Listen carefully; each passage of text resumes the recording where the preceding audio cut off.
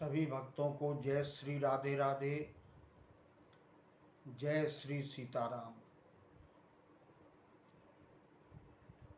पिछले दिनों दो मंचों पर हमें परमात्मा राघवेंद्र सरकार की लीला देखने का अवसर प्राप्त हुआ, जिसमें कि एक उन्नाव जनपद में पड़री निमन्ना और दूसरा शिवली लंका का मैदान। एक दर्शक की दृष्टि से मैं उपस्थित हुआ तो मैंने एक अनुभव किया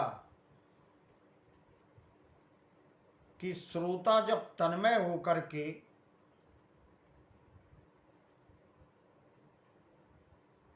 पात्रों के संवाद को सुनता है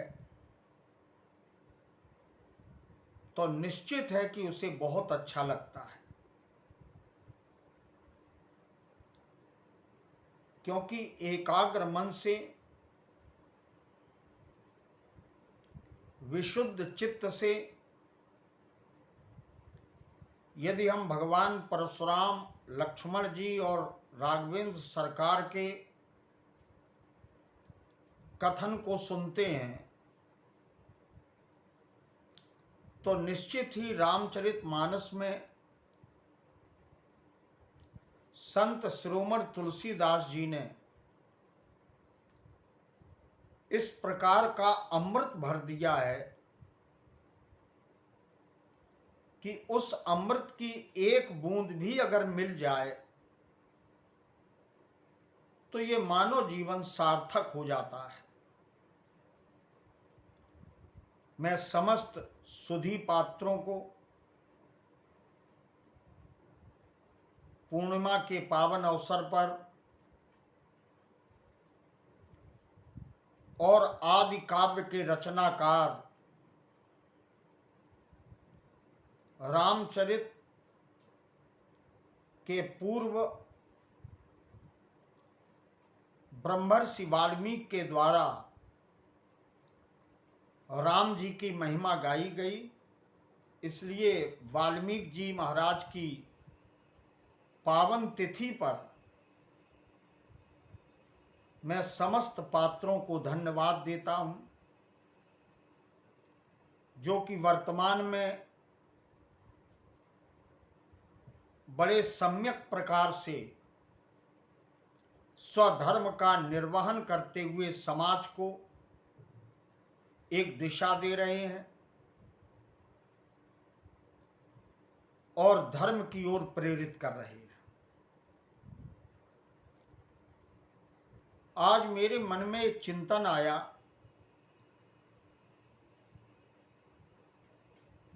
प्रायः ज्ञान, कर्म और भक्ति ये भी कभी कभी संवाद के मध्य चर्चा का विषय बनता है। एक पक्ष ज्ञान को सर्वश्रेष्ठ बताता है, कोई कोई प्रमाण देता है कि नहीं, कर्म ही श्रेष्ठ है,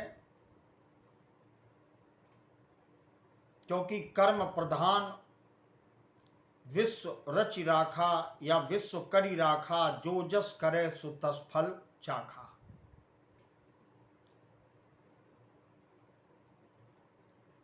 योगेश्वर भगवान कृष्णचंद्र जी महाराज ने भी गीता में कर्म योग का ही उपदेश देते हुए अर्जुन को युद्ध के लिए प्रेरित किया।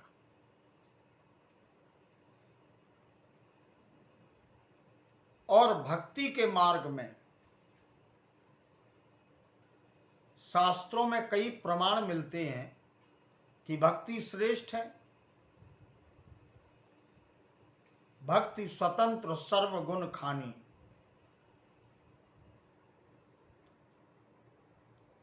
प्रस्तुत प्रसंग चाहे वो ज्ञान हो अथवा विशुद्ध कर्म हो या भक्ति हो,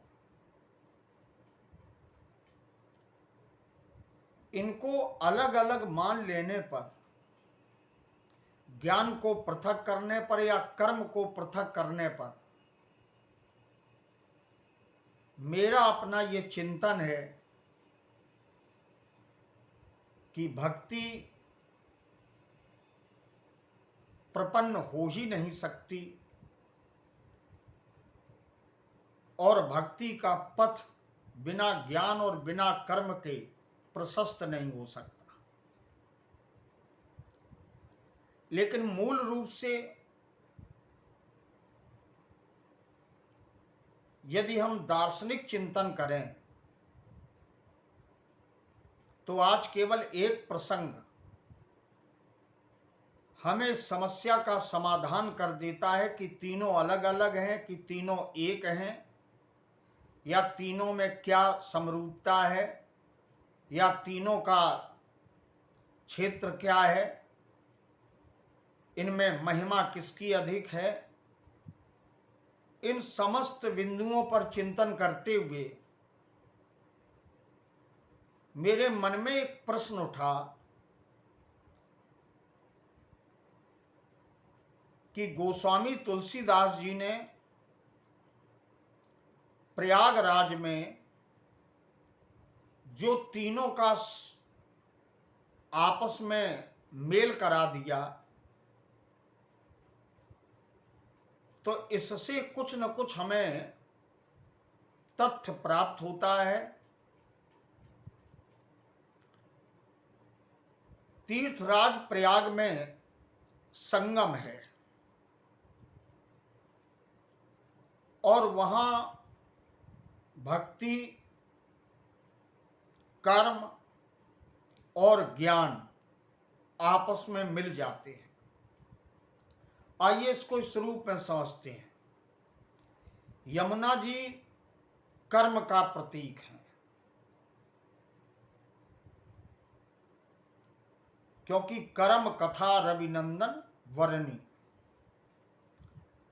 भगवती गंगा भक्ति का प्रतीक है, राम भगति जहां सुरसरी धारा,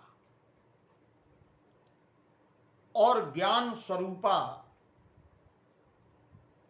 ब्रह्म चिंतन सनातन ब्रह्म ज्ञान के प्रतीक के रूप में हम सरस्वती को मान लेते हैं।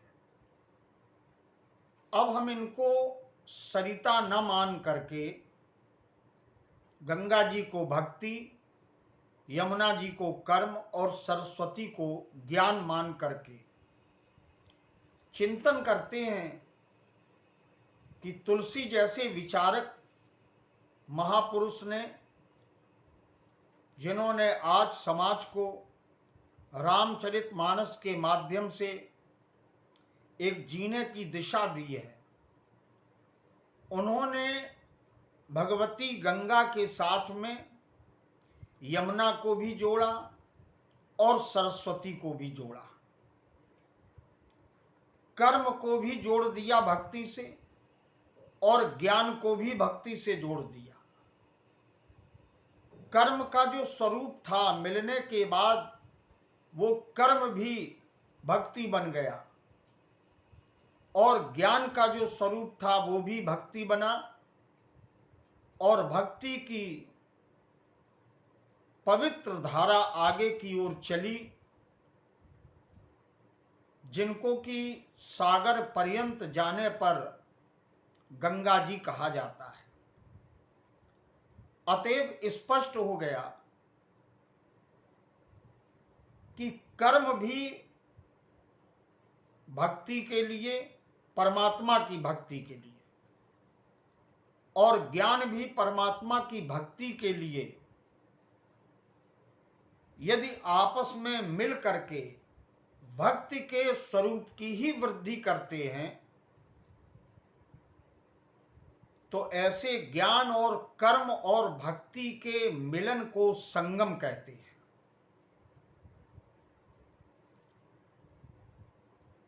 वहां फिर ज्ञान ने अपना अस्तित्व भक्ति से इतना जोड़ दिया कि फिर आगे चल करके भगवती गंगा को कोई सरस्वती नहीं कहता,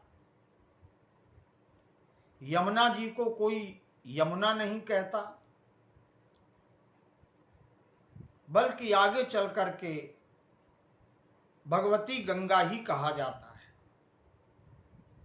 इससे एक चिंतन निकल के आया कि भक्ति का प्रवाह सतत है और भक्ति ऐसा माध्यम है जो समुद्र तक पहुंचाने में पूर्ण रूप से सक्षम है। जैसे भगवती गंगा समुद्र तक ज्ञान, कर्म और भक्ति तीनों का जल आत्मसात करते हुए समुद्र पर्यंत पहुंचती हैं, अपने गंतव्य को, अपने उद्देश्य को, अपने लक्ष्य को प्राप्त करती हैं, ठीक उसी प्रकार से भक्ति के मार्ग को पकड़ करके हम समुद्र को प्राप्त कर सकते हैं। और जो समुद्र है, अब भक्ति की जब गंगा है तो समुद्र भी फिर कृपा सिंधु है। फिर समुद्र के रूप में परमात्मा है,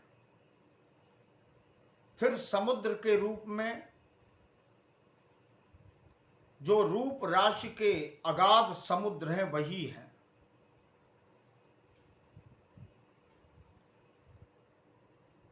जो आनंद के सिंधु हैं, जो सुखों के समुद्र हैं, जो करुणा के समुद्र हैं, यदि उनसे जीव को मिलना है, उनकी कृपा प्राप्त करनी है, तो निश्चित ही कर्म और ज्ञान को गौण करते हुए दोनों को भक्ति से जोड़ना पड़ेगा। और भक्ति की वो धारा, भक्ति का वो रस भाव के जल के साथ जब परमात्मा रूपी समुद्र को प्राप्त करेगा तो फिर जीव ब्रह्म तो नहीं लेकिन ब्रह्म की तरह हो जाएगा। ऐसा आज मेरे मन में चिंतन आया तो साझा करने के लिए आप सबके सामने प्रस्तुत किया। भौगोलिक दृष्टि से इन तीनों सत्ताओं का मिलना और आगे एक का नाम रहना कोई न कोई दर्शन ही है। गोस्वामी तुलसीदास जी ने प्रयागराज की महिमा का जो वर्णन किया, वहां पर जो मिलन कराया, निश्चित ही इसका कोई न कोई गूढ़ रहस्य है। जब तक तीनों मिलते नहीं हैं, ज्ञान, भक्ति और कर्म, जब तक ये भक्ति के जल में ज्ञान और कर्म दोनों समाहित नहीं कर देते अपने को, तब तक निर्मल, धवल, विशुद्ध, पातक दूर करने वाली, मुक्ति देने वाली और सबको आश्रय देने वाली भगवती गंगा के सदृश हमारा जीवन कैसे हो सकता है। सनातन धर्म के ग्रंथ बहुत चिंतन का विषय है। बड़ी सुखद अनुभूति हुई। संवादों को सुनने के बाद उस पर चिंतन करना, उस पर मंथन करना, विचार करना श्रोताओं का तो धर्म है ही, साथ में जो संवाद प्रस्तुत करते हैं उनका भी ये धर्म होना चाहिए कि हम जो कहते हैं उस पर बार बार चिंतन किया जाए, मनन किया जाए, और उसमें जो समाज के लिए हितकारी हो, कथ्य से तथ्य को निकाल करके जब प्रस्तुत किया जाता है तो श्रोता भाव विभोर होकर के भगवत कथा का, भगवत लीला का उचित लाभ प्राप्त कर लेते हैं।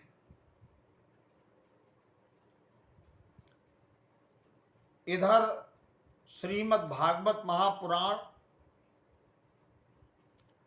और राम कथा का कार्यक्रम श्री धाम वृंदावन में जो होना था, अत्यधिक जलवृष्टि के कारण और भक्तों के कथनानुसार उसको परिवर्तित करते हुए मैंने विचार किया कि यत्र तत्र धनुष यज्ञ की जहां लीलाएं होंगी, अच्छे अच्छे संवादों को सुनेंगे, उनसे भी कुछ प्राप्त होता है। एक संवाद कर्म पर भी चला,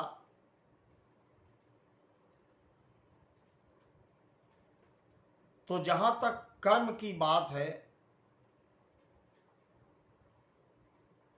तो हम संसार में जो भी कर रहे हैं इसमें इतना तो विचार करना ही पड़ेगा,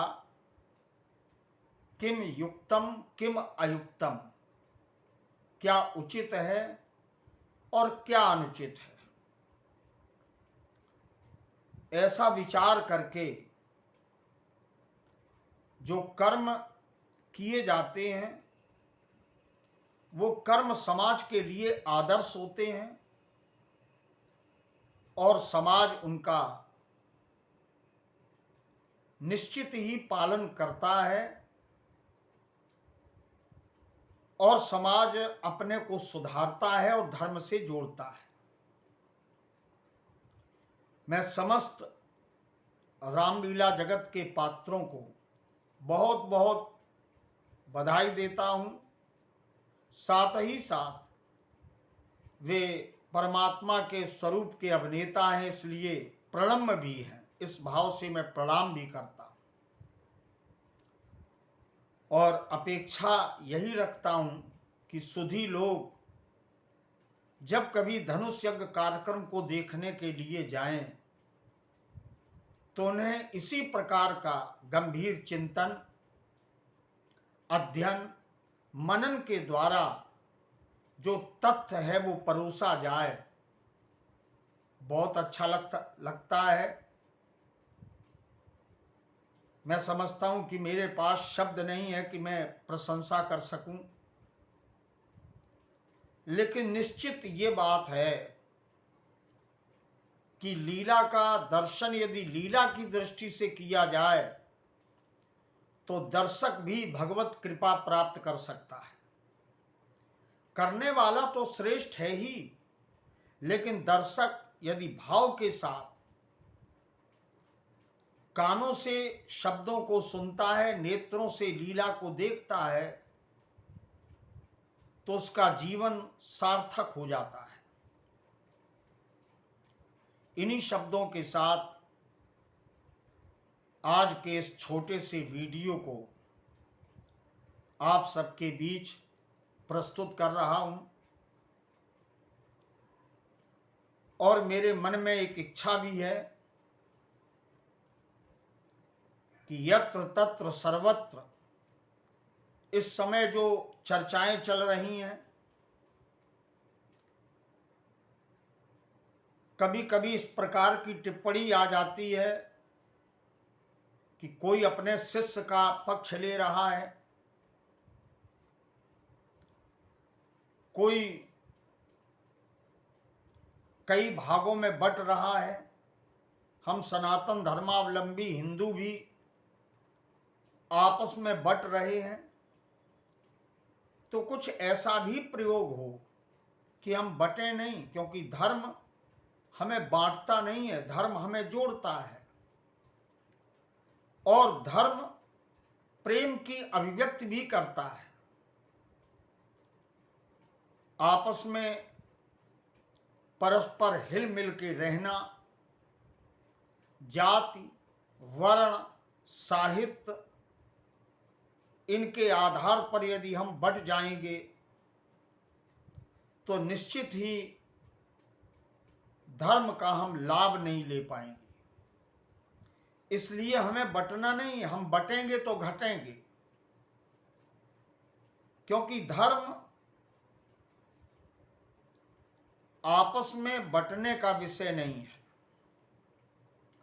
और धर्म इतना हल्का भी नहीं है कि हम सारे लोग एक पल में ही धार्मिक हो जाएं। संत गोस्वामी तुलसीदास जी ने